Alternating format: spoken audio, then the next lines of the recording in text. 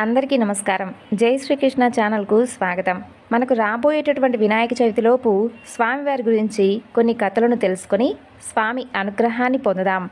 భాద్రపద మాసం శుక్లపక్షంలో వచ్చేటటువంటి చతుర్థిని వినాయక చవితిగా జరుపుకుంటాం. మరి తొలి పూజలు అందుకునేటటువంటి గణపతి ఆ రోజు జన్మించిన సందర్భంగా వినాయక చవితికి ఎంతో ప్రాముఖ్యత ఉంది. మరి ఎంతో విశేషమైనటువంటి వినాయక చవితిలోపు పరమ పవిత్రమైనటువంటి స్వామివారి గురించి కొన్ని కథలను తెలుసుకొని స్వామివారి అనుగ్రహానికి పాత్రలవుదాం. ముందుగా దూర్వాంకురాల యొక్క మహత్యం గురించి తెలుసుకుందాం. స్వామివారికి మనం ఎంత అంగరంగ వైభవంగా పూజ చేసినా సరే, స్వామికి దూర్వాంకురాలు లేకుండా పూజ చేస్తే అది ఫలించదట. మరి దూర్వాంకురాలంటే ఏమిటి? దూర్వాంకురాల యొక్క మహత్యం గురించి తెలుసుకుందాం. దూర్వాంకురాలంటే గరిక. గరికకు ఉన్నటువంటి మహత్యం గురించి ఇప్పుడు మనం తెలుసుకుందాం. పూర్వం దక్షిణ దేశంలో అవంతి అని ఒక నగరం ఉండేది. దానిని సులభుడు అనేటటువంటి ఒక మహారాజు పరిపాలిస్తూ ఉండేవాడు. అతను సకల సద్గుణవంతుడు, దానశీలి, భక్తిపరుడు. ఆ మహారాజు ప్రతినిత్యము కూడా గణపతిని ఆరాధిస్తూ ఉండేవాడు. అతని భార్య పేరు సుముద్ర. ఆమె మహాపతివ్రత. భర్తకు అన్ని విషయాలలోనూ సహకరించేటటువంటి ఉత్తమమైనటువంటి ఇల్లాలు. నిత్యదేవ, బ్రాహ్మణ, అతిథులనందరినీ కూడా పూజిస్తూ ఉండేది. ఒకనాడు సులభుడు అతని భార్యతో కలిసి పురాణ శ్రవణం చేస్తూ ఉంటాడు. ఆ సమయంలో బాగా చిరిగినటువంటి మాసినటువంటి వస్త్రాలతో మధుసూదనుడు అనేటటువంటి ఒక బీద బ్రాహ్మణుడు అక్కడికి వచ్చి భిక్షను యాచిస్తాడు. అప్పుడు ఆ రాజు అతని వాలకాన్ని చూసి గట్టిగా నవ్వి అవమానిస్తాడు. అందుకు ఆ విప్రుడు ఆగ్రహించి, రాజా, ధనమదంతో నిండిపోయినటువంటి నీవు భిక్షార్థినై వచ్చినటువంటి నన్ను చూసి ఇలా దారుణంగా పరిహసించావు. కాబట్టి ఇకపై నీవు నాగలికి కట్టబడినటువంటి ఎద్దులా మారి నిత్యము కూడా భూమిని దున్నుతూ బాధలను అనుభవించుగాక అని శపిస్తాడు. అది విన్నటువంటి మహాపతివ్రత అయినటువంటి సులభుడి భార్య సుముద్ర ఎంతో కోపం తెచ్చుకొని, ఓ విప్రడా, ఇంత చిన్న తప్పుకు అంత ఆవేశమా? ఆ ఆవేశంతో మహారాజు అని కూడా చూడకుండా నా భర్తను శపించావు కదూ. అయితే అందుకుగాను నీవు కూడా యుక్తాయుక్త విచక్షణ తెలియనటువంటి కంచరగాడిదైపోగాక అంటూ తిరిగి ఆమె కూడా శపిస్తుంది. మధుసూదనుడికి మరింత ఆగ్రహం కలుగుతుంది. మహారాణి, నన్ను విప్రుడినను కూడా చూడకుండా శపిస్తావా? నీ ఒక చండాలురాలిగా మారి కటిక దరిద్రాన్ని అనుభవిస్తూ తినకూడనవన్నీ తింటూ దౌర్భాగ్యమైనటువంటి జీవితాన్ని గడుపుగాక అంటూ ఆ రాజపత్ని సుభద్రకు శాపమిస్తాడు. ఇక ఆ విధంగా ముగ్గురు కూడా శాపాలు ఇచ్చుకొని తమ తమ శరీరాలను వదిలేస్తారు. సులభ మహారాజు నాగలికి కట్టబడినటువంటి ఎద్దుగా మారిపోగా మధుసూదనుడనేటటువంటి ఆ బ్రాహ్మణుడు కంచరగాడిగా మారిపోతాడు. ఇక రాజపత్ని సుభద్ర దరిద్రాన్ని అనుభవించేటటువంటి ఒక చండాలురాలిగా జన్మిస్తుంది. ఒకనాడు ఆ చండాల స్త్రీగా మారినటువంటి సుముద్ర ఆహారం కోసం తాను నివసించేటటువంటి గ్రామానికి దక్షిణం వైపు ఉన్నటువంటి ప్రదేశానికి వెళుతుంది. అక్కడ దారిలో ఆమెకు ఒక దివ్యమైనటువంటి ఆలయం కనిపిస్తుంది. అది మహామహిమాన్వితుడైనటువంటి గణపతి మందిరం. ఆమె నెమ్మదిగా ఆ ఆలయ ప్రాంగణానికి చేరుకుంటుంది. ఆ ఆలయానికి సమీపంలో ఒక గ్రామం కూడా ఉంటుంది. ఈ చండాల స్త్రీ అక్కడే నివాసాన్ని ఏర్పరచుకుంటుంది. నిత్యము కూడా ఆ మందిరానికి ఎంతోమంది మునులు, యోగులు, భక్తులు వచ్చి స్వామివారిని అర్చించి తిరిగి వెళుతూ ఉండేవారు. అలా కాలక్రమంలో ఒకనాడు భాద్రపద శుక్ల చతుర్థి తిథి వస్తుంది. ఆ రోజు గ్రామంలో ఉన్నటువంటి ప్రజలందరూ కూడా ప్రతి ఇంట్లోనూ చిన్న చిన్న గణపతి మందిరాలను నిర్మించుకొని పార్థివ గణపతిని అందులో స్థాపించి స్వామిని ఎంతో భక్తి శ్రద్ధలతో పూజిస్తూ ఉంటారు. ఉన్నట్టుండి ఆనాడు ప్రళయభీకరంగా గాలితో కూడినటువంటి వర్షం ప్రారంభమవుతుంది. ఆ వర్షం దాటికి తట్టుకోలేక గ్రామంలో ఉన్నటువంటి ఇళ్లకు వెళ్ళి ఆశ్రయం కోరుతుంది ఆ చండాలి స్త్రీ. అయితే పాపం ఎవ్వరూ కూడా ఆమె యొక్క రూపం చూసి ఆమెకు ఆశ్రయం ఇవ్వరు. ఏ ఇంటికి వెళ్ళినా అందరూ కూడా ఆమెను తిరస్కరించేశారు. ఇక ఆ చండాలి చలిబాధను తట్టుకోలేక గణపతి ఆలయ ప్రాంగణానికి చేరుకుంటుంది. అక్కడ వాన కురవనటువంటి ప్రదేశాన్ని చూసి ఆ పక్కనే ఉన్నటువంటి గడ్డితో చలిమంట వేసుకుంటుంది. ఆమె ఆ విధంగా చలిమంట కాచుకుంటూ ఉండగా ఆ మంటల్లో నుండి కాలనటువంటి ఒక గడ్డి పరక వెళ్ళి ఆ ఆలయంలో ఉన్నటువంటి గణపతి పాదాల మీద పడుతుంది.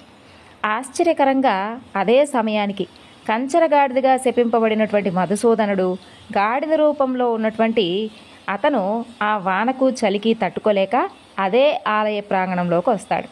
అదేవిధంగా విచిత్రంగా ఎద్దుగా శపింపబడినటువంటి సులభుడు కూడా ఎద్దు రూపంలో అక్కడికి వస్తాడు. ఆ విధంగా గాడిద ఎద్దు ఆ రెండు కూడా చలిమంట కోసమై ఆ చండాలి పోగు చేసినటువంటి గరిక మోకు మీద పడి తినడం ప్రారంభిస్తూ ఉంటాయి. గడ్డి తినడంలో అవి ఒకదానితో ఒకటి పోటీ పడతాయి. ఆ క్రమంలో వాటి మూతులకు అతుక్కున్నటువంటి గరికలు కొన్ని ఎగిరి వెళ్ళి గణపతి పాదాల మీద పడతాయి. చలి కాచుకుంటున్నటువంటి చండాలికి విపరీతమైనటువంటి కోపం వస్తుంది. తాను సేకరించినటువంటి గరికను తినేస్తున్నటువంటి ఆ ఎద్దు గాడిదలను అక్కడున్నటువంటి కర్రతో చావగొడుతుంది. తరువాత ఆకలికి తట్టుకోలేక అక్కడ భక్తులకు పంచడానికి సిద్ధంగా ఉంచినటువంటి ప్రసాదాన్ని తినేస్తుంది. కాసేపటికి వాన వెలుస్తుంది. దాంతో లోపలికి వచ్చినటువంటి భక్తులు, పూజారులు ఆ గుడిని అపవిత్రం చేసినటువంటి గాడిదను, ఎద్దును, ఆ చండాలి స్త్రీని చూస్తారు. వారికి బాగా కోపం వచ్చి ఆ ముగ్గురిని కూడా కర్రలతో బాదుతూ వెంబడిస్తారు. వారి దెబ్బలకు తట్టుకోలేక గాడిద, ఎద్దు అలాగే చండాలి ఈ ముగ్గురు కూడా గుడి చుట్టూ పరిగెడటం ప్రారంభిస్తారు. అయినా భక్తులు మాత్రం వాటిని వదిలిపెట్టలేదు.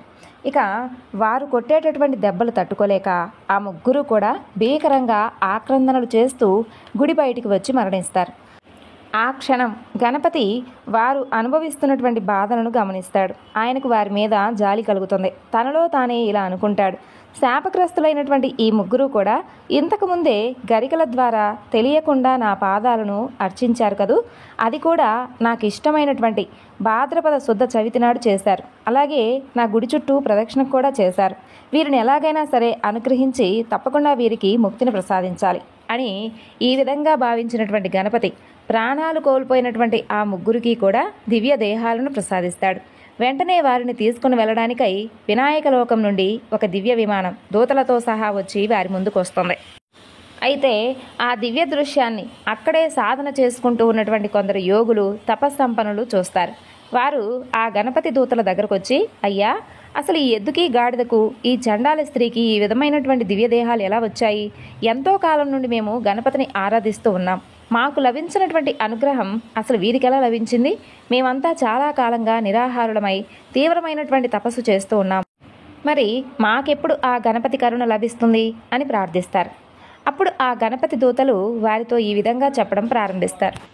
చూడండి యోగులారా, గణపతి మహిమలను వర్ణించడం 1000 తలలు ఉన్నటువంటి ఆదిశేషుడికి కూడా సాధ్యం కానటువంటి పని. నిత్యము కూడా బ్రహ్మేంద్రాది సమస్త దేవతలు ఏ వేద మంత్రాలతో ఎవరినైతే స్తుతిస్తూ ఉంటారో అలాంటి గణపతి మహిమలను వర్ణించడం ఎవరికీ సాధ్యం కాని పని. అలాంటి గణపతికి అత్యంత ప్రీతికరమైనది దూర్వాంకురం. ఈ దూర్వాంకురాన్ని స్వామివారికి సమర్పిస్తే కలిగేటటువంటి ఫలితం అనంతం. అది ఎన్నో దానాలతోనూ, వ్రతాలతోనూ, తపస్సులతోనూ పొందిన ఫలాల కన్నా కూడా చాలా గొప్పది. దీని గురించి ఒక కథ ఉంది. పూర్వం సంయమని అనేటటువంటి ఒక నగరం ఉండేది. ఒకనాడు ఆ నగరంలో ఎంతో వైభవంగా ఒక ఉత్సవం జరిగింది. దానికి అప్సరసలు, గంధర్వులు, దిక్పాలకులు ఇలా సకల దేవతాగణాల వారందరూ కూడా విచ్చేశారు. ఎంతో వైభవంగా కొలువు తీరినటువంటి ఆ దేవతల సమక్షంలో అతిలోక సుందరి తిలోత్తమ అద్భుతంగా నృత్యం చేస్తూ ఉంది. ఆ సమయంలో అనుకోకుండా తిలోత్తమ కట్టుకున్నటువంటి చీర తొలగింది. అది చూసి ఆ సభలో కూర్చున్నటువంటి యముడు ఎంతో మోహపడ్డాడు. ఒక్కసారిగా పైకి లేచి ఆమెను కౌగిలించుకోవాలనుకున్నాడు. అంతలో అతని వీర్యం స్ఖలితమై భూమి మీద పడింది. ఆయన సిగ్గుతో తల వంచుకొని కూర్చున్నాడు. అలా నేల మీద పడినటువంటి యముడి యొక్క వీర్యం నుండి బగబగా మండేటటువంటి జ్వాలలతో ఒక భయంకరమైనటువంటి పురుషుడు ఆవిర్భవించాడు. అతను భయంకరమైనటువంటి కోరలతో, విశాలమైనటువంటి ముఖంతో, నిప్పు కణాల్లాంటి కళ్ళతో పెద్దగా అరుస్తూ అందరినీ కూడా భక్షించాలని బయలుదేరాడు. అయితే వికటాట్టహాసం చేస్తూ వస్తున్నటువంటి అతన్ని చూసినటువంటి ముల్లోకవాసులందరూ కూడా విపరీతంగా భయపడిపోయారు. అందరూ కూడా వైకుంఠానికి పరిగెత్తి శ్రీహరిని శరణు వేడుకున్నారు. ఆయన ఆ పని తన వల్ల కాదని, ఆ రాక్షసుడి బారి నుండి కాపాడగలిగేది కేవలం గణపతి ఒక్కడేనని చెప్పి ఆయన్నే శరణు వేడుకోమని పంపించాడు. అప్పుడు దేవతలందరూ కూడా తిరిగి గణేశ లోకానికి వెళ్ళి ఆయన్ను భక్తితో స్తుతించారు. సమస్త విఘ్నాలను హరించేవాడా, సమస్త విఘ్నస్వరూపుడా, సర్వానికి సాక్షిభూతుడా, సర్వస్వరూపుడా, కరుణారస సముద్రుడా, జగత్తును పరిపాలించేవాడా, పూర్ణమైనటువంటి తపస్వరూపుడా, సర్వసంహారకారక వేదాంగాలు తెలిసినవాడా, వేద స్వరూప అయినటువంటి ఓ గణేశ నీకు వందనం. అందరి సంకటాలను తీర్చేటటువంటి దయాస్వరూప, వరప్రదాయక నీకు భక్తితో నమస్కరిస్తున్నాం స్వామి. నీకన్నా ఇప్పుడు మాకు వేరే దిక్కెవరు లేరు. నీవు తప్ప మమ్మల్ని ఎవరూ కూడా రక్షించేవారు లేరు. ఉన్నట్టుండి ఈ అకాల ప్రళయం దాపరించింది. ఈ దుష్ట రాక్షసుడు మమ్మల్ని చంపాలని చూస్తున్నాడు. ప్రభు, దేవదేవ, మమ్మల్ని అందరినీ కూడా ఈ మృత్యుభయం నుండి కాపాడి నీ పాదాలను శరణు వేడుకునేలా చేయంటూ దీనాది దీనంగా ప్రార్థిస్తారు. అలా దేవతల ప్రార్థన విన్నటువంటి గణపతి వెంటనే వారికి బాలగణపతి రూపంలో సాక్షాత్కరిస్తాడు. దేవతలారా, భయపడకండి, మీ అందరికీ కూడా నేను అభయాన్ని ఇస్తున్నాను అంటూ వారికి ధైర్యం చెబుతాడు. దేవతలందరూ కూడా బాలగణపతిని ఎంతో చక్కగా భక్తి ప్రపత్తులతో సాష్టాంగ నమస్కారం చేసి పూజిస్తారు. గజానన, ఈ బాలస్వరూపం ఏమిటయ్యా? మేమింతవరకు ఇలాంటి అవతారాన్ని దర్శించలేదు. ఇంత అందమైన బాలుడి రూపంలో ఎందుకు అవతరించావు ప్రభు? మహాభయంకరాకారంతో ఆ రాక్షసుడు మమ్మల్ని భయపెడుతుంటే నువ్వు ఇలా చిన్నపిల్లవాడి రూపంలో వచ్చావేంటి?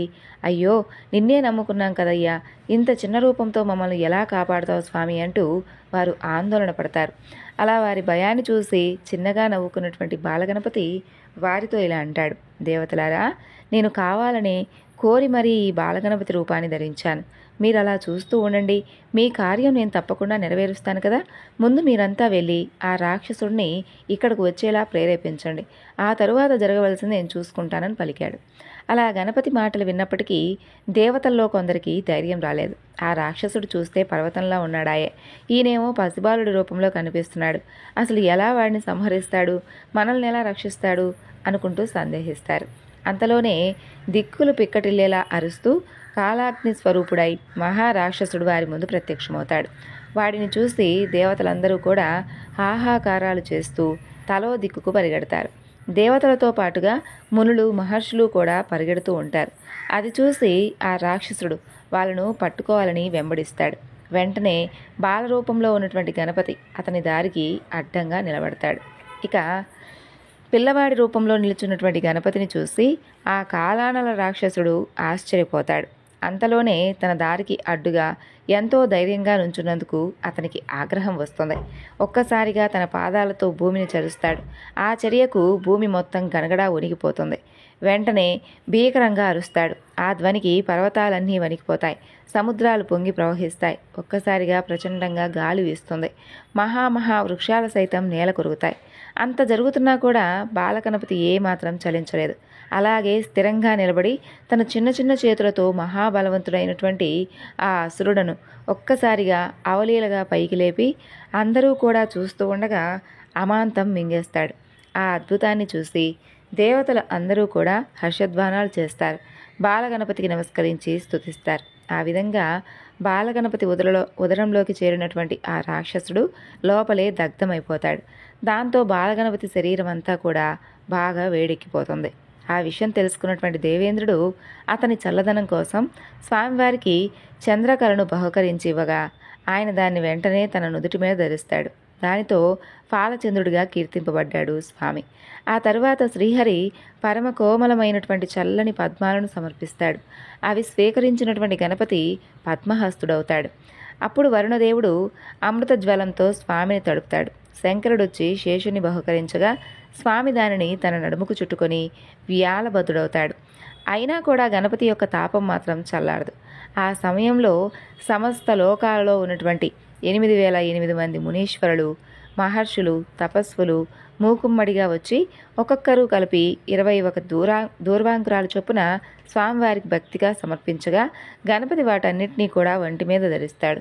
దాంతో ఆయనకున్నటువంటి శరీర తాపం అంతా కూడా పూర్తిగా చల్లారుతుంది. ఈ విధంగా దేనితోనూ చల్లారనటువంటి గణేశుని యొక్క శరీర తాపం కేవలం దూర్వాంకురాలు అంటే గడ్డి పరకల వలన చల్లబడడంతో దేవతలందరూ కూడా నాటి నుండి గణేశుణ్ణి దూర్వాంకురాలతో పూజించడం మొదలు పెడతారు. వారి పూజలతో సంతృప్తి చెందినటువంటి గణపతి ఎంతో సంతృప్తి చెందుతాడు. కాబట్టి దూర్వాంకురాలు నా శరీర తాపాన్ని పోగొట్టి నాకెంతో హాయిని చేకూర్చాయి దేవతలారా. కాబట్టి ఇవంటే నాకు ఎంతో ఇష్టం. మీరు నా పూజ కోసం సేకరించేటటువంటి పదార్థాలతో దూర్వాంకురాలు తప్పకుండా ఉండాలి. అవి లేకుండా చేసేటటువంటి పూజను నేను స్వీకరించను. ఉదయకాలంలో నా పూజ చేసేటటువంటి భక్తులు 21 లేదా కనీసం ఒక్క దూర్వాంకురాన్నైనా నాకు సమర్పిస్తే నేనెంతో సంతోషిస్తాను. వారు చేసేటటువంటి పూజ అనంతమైనటువంటి శుభ ఫలితాన్ని ఇచ్చేలా చేస్తానంటూ అందరినీ ఆశీర్వదించి అంతర్ధానమవుతాడు.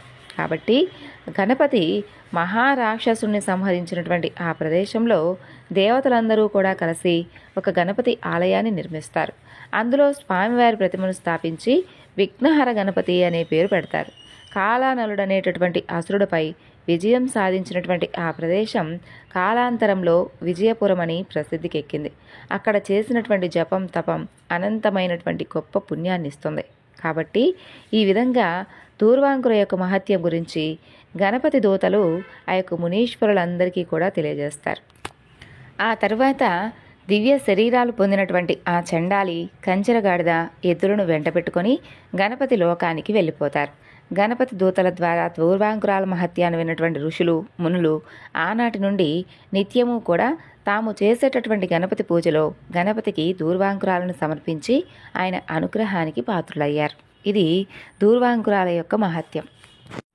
ఇప్పుడు సూత మహాముని శౌనకాది మహామునులందరికీ కూడా విఘ్నేశ్వరుడు పుట్టినటువంటి విధానం, ఆ రోజు చంద్రుణ్ణి ఎందుకు చూడకూడదు అనేటటువంటి విషయాల గురించి వివరించడం ఈ విధంగా మొదలుపెట్టాడు. మరి ఆ కథ గురించి తెలుసుకుందాం. పూర్వం గజ అంటే ఏనుగు రూపం కలిగినటువంటి గజాసురుడు అనేటటువంటి ఒక రాక్షసరాజు పరమేశ్వరుని గురించి ఘోరమైనటువంటి తపస్సు చేయడం ప్రారంభిస్తాడు.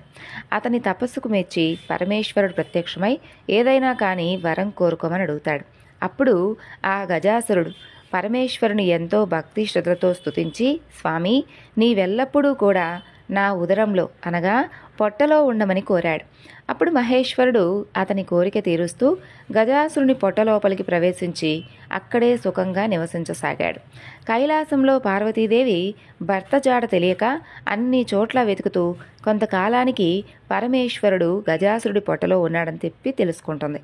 కానీ పరమేశ్వరుణ్ణి ఏ విధంగా రప్పించుకోవాలో తెలియక బాధపడుతూ శ్రీ మహావిష్ణువును ప్రార్థించి తన యొక్క భర్త విషయం గురించి చెప్పమని అడుగుతుంది. మహాత్మా, నీవు పూర్వం భస్మాసురుని బారి నుండి నా పతిని రక్షించి నాకు ఇచ్చావు. ఇప్పుడు కూడా ఏదైనా కానీ ఉపాయం గురించి ఆలోచించి నా భర్తను నాకు ప్రసాదించు అంటూ ప్రార్థిస్తుంది. అప్పుడు శ్రీహరి పార్వతీదేవిని ఓదార్చి పంపుతాడు. అప్పుడు శ్రీహరి బ్రహ్మాది దేవతలను పిలిపించి గజాసుర సంహారానికి గంగిరెద్దు మేళమే సరైనటువంటి నిర్ణయం అని నిశ్చయించుకొని పరమేశ్వరుని వాహనం నందిని గంగిరెద్దుగా అలంకరించి బ్రహ్మాది దేవతలందరి చేతను తల ఒక వాద్యమును ధరింపజేసి తాను కూడా చిరుగంటలు సన్నాయిలు ధరించి ఆ గజాసురుడు ఉండేటటువంటి గజాసురపురం వెళ్ళి జగన్మోహనంగా ఆడిస్తూ ఉండగా గజాసురుడు వారిని తన వద్దకు పిలిపించి తన ముందు ఆడించమని అడుగుతాడు. అక్కడ గజాసురుడు ఎదురుగా నందిని చిత్ర విచిత్రంగా చక్కగా శ్రీహరి ఆడిస్తాడు. ఆ గంగిరెద్దు ఆటను చూసినటువంటి గజాసురుడు ఎంతో ఆనందించి, మీకేం కావాలో కోరుకోండి, నేను తప్పకుండా ఇస్తాను అని చెబుతాడు. అప్పుడు శ్రీహరి, ఇది పరమేశ్వరుని వాహనమైనటువంటి నంది, పరమేశ్వరుని వెతికేందుకే వచ్చింది కాబట్టి నీవు పరమేశ్వరుణ్ణే ఇవ్వాలి అని కోరుకుంటాడు. ఆ మాటలకు నివ్వెరపడినటువంటి గజాసురుడు గంగిరెద్దులను ఆడించేందుకు వచ్చినవాడు శ్రీహరి అని చెప్పి తెలుసుకొని తనకు చావు తప్పదని అర్థం చేసుకుంటాడు. అప్పుడు తన పొట్టలో ఉన్నటువంటి పరమేశ్వరుణ్ణి, నా శిరస్సు అందరికీ కూడా పూజనీయంగా ఉండాలి, నా చర్మం నువ్వు ధరించాలి అని ప్రార్థించి తనను సంహరించేందుకు విష్ణుమూర్తికి అంగీకారం చెప్పగా అప్పుడు శ్రీహరి నందిని ప్రేరేపిస్తాడు. అప్పుడు నంది తన కొమ్ములతో గజాసురుని పొట్టను చీల్చగా లోపల ఉన్నటువంటి పరమేశ్వరుడు బయటకు వచ్చి విష్ణుమూర్తిని ఘనంగా స్తుతిస్తాడు. ఇక అప్పుడు శ్రీహరి పరమేశ్వరుడితో ఈ విధంగా చెబుతాడు, చెడ్డవారికి ఇలాంటి వరాలు ఇవ్వకూడదు స్వామి, ఇస్తే పాముకు పాలు పోసినట్లే అవుతుంది అని చెబుతాడు. తరువాత బ్రహ్మ ఇతర దేవతలకు వీడ్కోలు పలికి తాను కూడా తిరిగి వైకుంఠానికి వెళ్ళిపోతాడు శ్రీహరి. ఇక పరమేశ్వరుడు నందిని ఎక్కి కైలాసానికి వెళ్ళిపోతాడు. ఇక అప్పుడు కైలాసంలో ఉన్నటువంటి పార్వతీదేవి తన భర్త వస్తున్నాడు అనేటటువంటి వార్త తెలుసుకొని తలస్నానం చేయాలని నిర్ణయించుకొని నలుగు పిండితో ఒక పిల్లవాడిని తయారు చేస్తుంది. అతనికి ప్రాణం పోసి గుమ్మం ముందు కాపలాగా ఉంచుతుంది. స్నానం చేసిన తర్వాత నగలతో అలంకరించుకొని పరమేశ్వరుడి కోసం ఎదురు చూడటం మొదలు పెడుతుంది. అప్పుడు నంది మీద వచ్చినటువంటి పరమేశ్వరుడు లోపలికి వస్తూ ఉండగా గుమ్మంలో ఉన్నటువంటి ఆ పిల్లవాడు అడ్డు చెబుతాడు. అప్పుడు కోపం తెచ్చుకున్నటువంటి పరమేశ్వరుడు త్రిశూలంతో ఆ బాలుని కంఠం నరుగుతాడు. ఇక లోపలికి వెళ్ళినటువంటి పరమేశ్వరుడికి పార్వతీదేవి ఎదురు వచ్చి పూజించి కూర్చోబెట్టి మాట్లాడుతూ ఉండగా గుమ్మంలో ఉన్నటువంటి పిల్లవాడి ప్రసక్తి వస్తుంది. అప్పుడు పరమేశ్వరుడు తాను చేసినటువంటి పనికి బాధపడి తాను తీసుకువచ్చినటువంటి గజాసురుడి తలను ఆ బాలుడికి అతికించి ప్రాణం పోస్తాడు.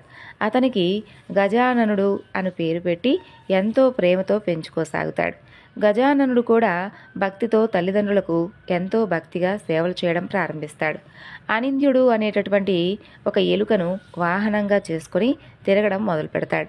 అలా కొంతకాలానికి పార్వతీ పరమేశ్వరులకు కుమారస్వామి వారు పుడతారు. అతను మహాబలశాలి.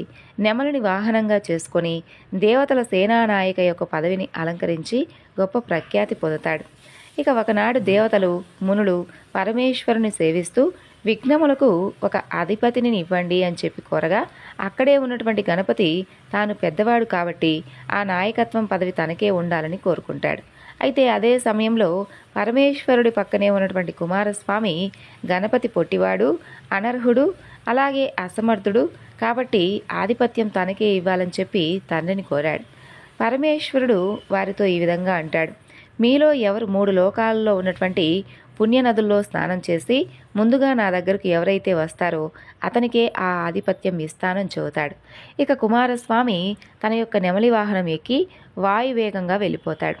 గణపతి బాధపడుతూ తండ్రి వద్దకు వెళ్ళి నమస్కరించి, తండ్రి, నా గురించి మీకు తెలిసి కూడా ఈ విధంగా చెప్పడం మీకు సరైందా? మీ పాదసేవకుడను నాయందు దయచూపి తగినటువంటి ఉపాయం చెప్పి రక్షించండి అంటూ ప్రార్థిస్తాడు. ఇక స్వామివారు ఒక మంత్రాన్ని ఉపదేశిస్తాడు. ఆ మంత్రాన్ని జపిస్తూ 3 సార్లు తల్లిదండ్రుల చుట్టూ ప్రదక్షిణ చేయాలి. ఇది అన్ని తీర్థాలలోని పుణ్యనదుల్లో స్నానం ఆచరించినటువంటి ఫలితాన్ని ఇస్తుంది అని చెబుతాడు పరమేశ్వరుడు.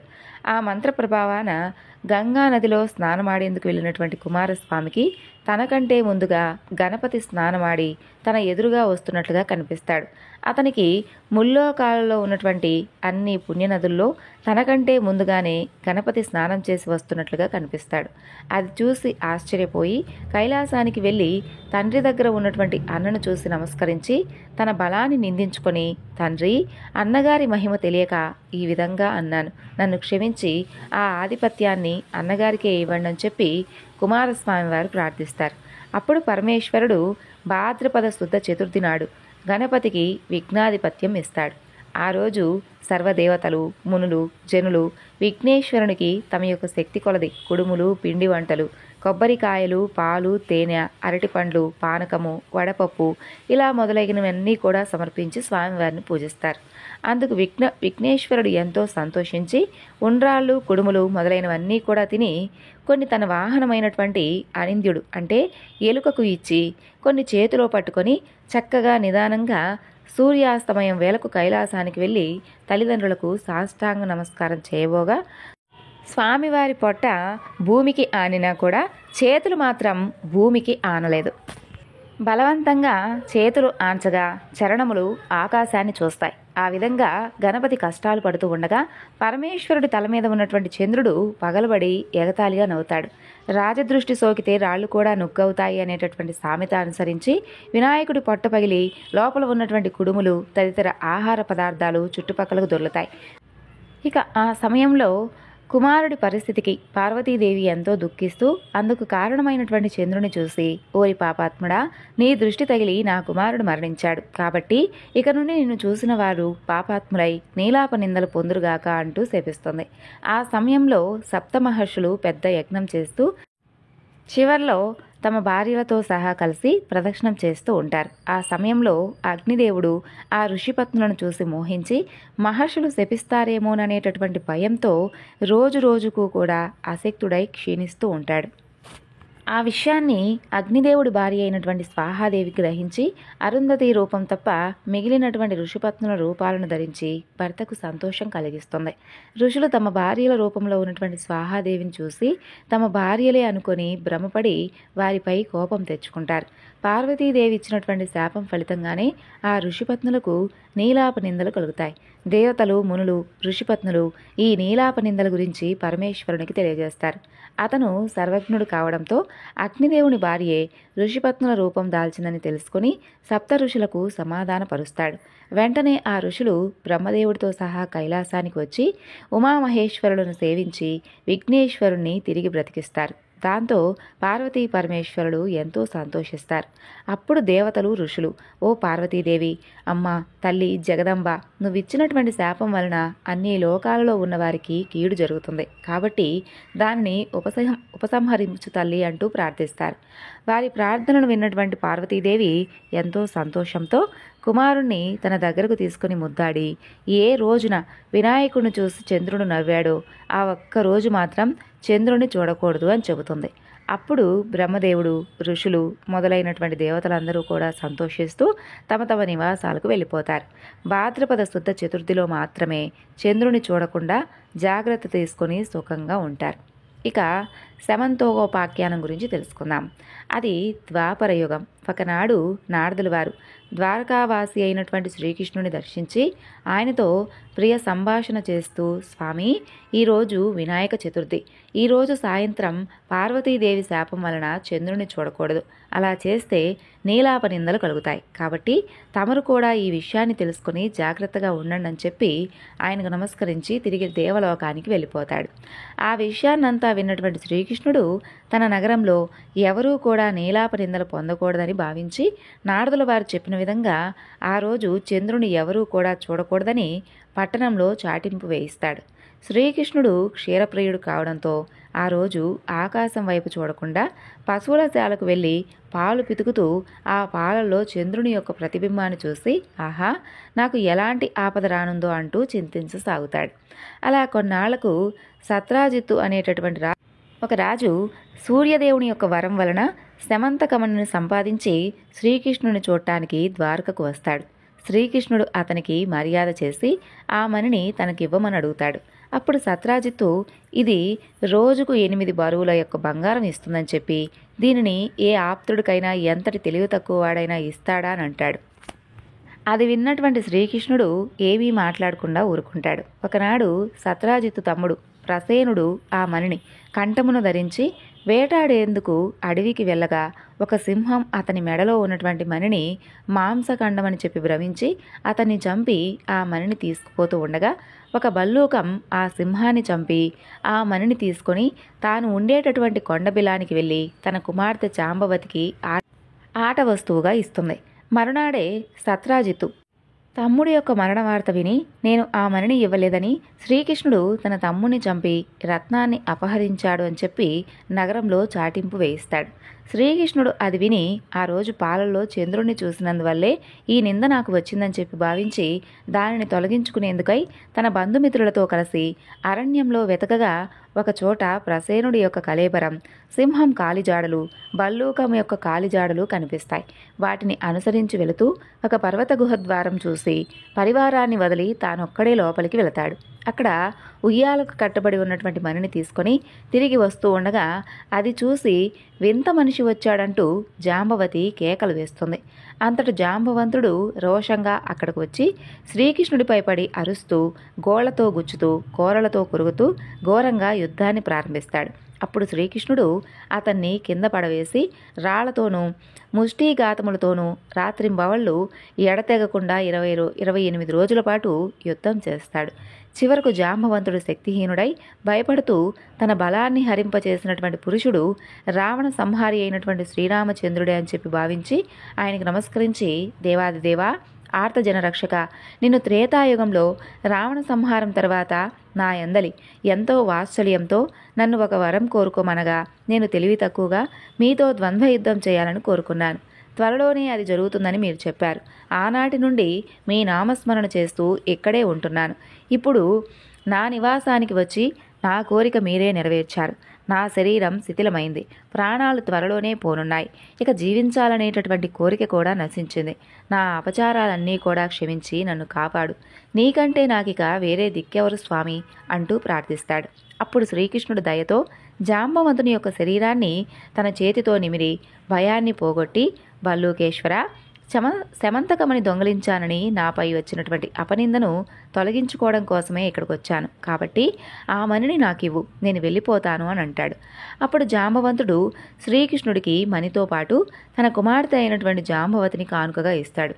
తన ఆలస్యం వలన ఆందోళన చెందుతూ ఉన్నటువంటి తన యొక్క బంధుమిత్ర పరివారానికి ఆనందాన్ని కలిగించి కన్యారత్నంతో శమంతకమణితో శ్రీకృష్ణుడు నగరానికి వెళతాడు. ఇక అందరినీ పిలిచి జరిగిందంతా కూడా వివరించి శమంతకమణిని సత్రాజిత్తుకు ఇచ్చి వెళ్ళిపోతాడు. అప్పుడు సత్రాజిత్తు పశ్చాత్తాపంతో బాధపడుతూ, అయ్యో, శ్రీకృష్ణుడిపై లేనిపోయినటువంటి నిందలు మోపి పాపానికి పాల్పడ్డానే అని చెప్పి విచారిస్తాడు. మణితో పాటుగా తన కూతురైనటువంటి సత్యభామను కూడా శ్రీకృష్ణుడికి సమర్పించి తన తప్పును క్షమించమంటూ వేడుకుంటాడు. శ్రీకృష్ణుడు సత్యభామను గ్రహించి ఆ మణిని తిరిగి సత్రాజిత్తుకే ఇచ్చేస్తాడు. శ్రీకృష్ణుడు ఒక శుభముహూర్తంలో జాంబవతి సత్యభామను వివాహమాడతాడు. అప్పుడు దేవతలు మునులు శ్రీకృష్ణుని స్తుతించి, మీరు సమర్థులు కాబట్టి నీలాప నిందలు పోగొట్టుకున్నారు, మరి మాలాంటి వాళ్ళు ఏం చేయగలరు అని చెప్పి ప్రార్థిస్తారు. అప్పుడు శ్రీకృష్ణుడు దయాళుడై భాద్రపద శుద్ధ చతుర్థిలో ప్రమాదవశాత్తు చంద్రుడి దర్శనమైతే ఆ రోజు గణపతిని పూజించి శమంతకోపాఖ్యాన కథను విని పూజ చేసి అక్షంతలు తలపై వేసుకున్నట్లయితే నీలాప నిందలు పొందకుండా ఉంటారు అని చెబుతాడు. అది విన్నటువంటి దేవతలు మునులు ఎంతో సంతోషించి తమ తమ స్థానాలకు వెళ్ళిపోతారు. ఆనాటి నుండి ప్రతి సంవత్సరము కూడా భాద్రపద శుద్ధ చవితి నాడు దేవతలు, మహర్షులు, మానవులందరూ కూడా తమ తమ శక్తి కొలది గణపతిని పూజించి అభీష్ట సిద్ధి పొందుతూ ఎంతో సుఖంగా ఉండసాగారు. ఈ విధంగా శౌనకాది మహామునులందరికీ కూడా సూత మహర్షుల వారు గణపతి యొక్క వృత్తాంతాన్ని శ్రవణప్రయంగా వినిపిస్తాడు. చేతిలో ఉన్నటువంటి అక్షంతలను కొన్ని స్వామివారి మీద వేసి మిగిలినవి శిరస్సు మీద వేసుకోవాలి అని చెబుతాడు. విన్నారు కదండి, స్వామివారి గురించి చెప్పుకున్నటువంటి కథలన్నీ కూడా మీ అందరికీ కూడా నచ్చాయి అనుకుంటున్నాను. స్వామి అనుగ్రహం మనపై ఎప్పుడూ ఉండాలని మనస్ఫూర్తిగా ఆ గణపతిని వేడుకుంటూ మనందరికీ కూడా ప్రతి పనుల్లోనూ విజయాన్ని చేకూర్చాలని మనస్ఫూర్తిగా వేడుకుంటూ ఈ వివరణను ఇంతటితో ముగిస్తున్నాను. మరొక చక్కని వివరణతో మనలా కలుసుకుందాం. అంతవరకు నమస్కారం. జై శ్రీకృష్ణ.